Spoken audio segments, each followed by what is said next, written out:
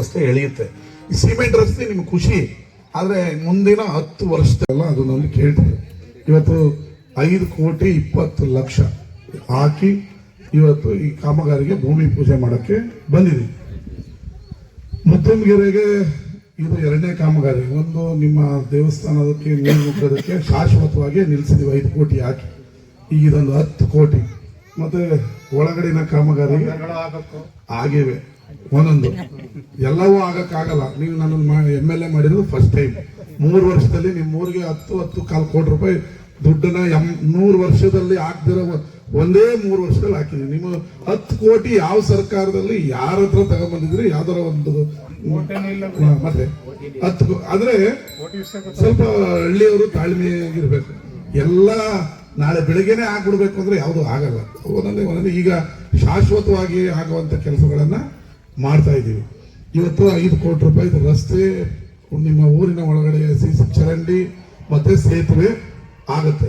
ಚನ್ನಂಗಿಟ್ಟಗೋಡಿನ ದೊಡ್ಡಿ ಹತ್ರ ಒಂದು kilometre 1.25 kilometre ರಸ್ತೆ.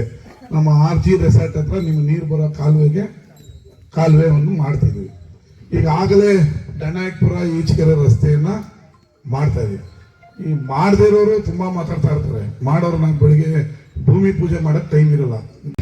ಮಾತಾಡಿದಂತ ನಮ್ಮ ಶಾಸಕರಿಗೆ ಮಂಡ್ಯ ಭಾಗದ ಎಲ್ಲಾ ರೈತರಿಂದ ನಾವು ಒಂದು ಸ್ವಾಗತವನ್ನು ಮತ್ತೆ ಅಭಿನಂದನೆಗಳನ್ನು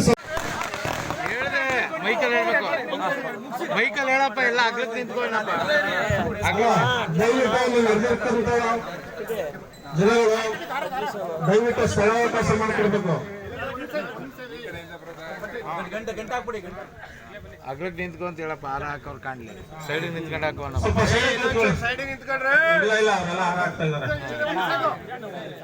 ಏ ಅದ್ ಕೆಳಗೆ ಬರ್ಲ ನಾವು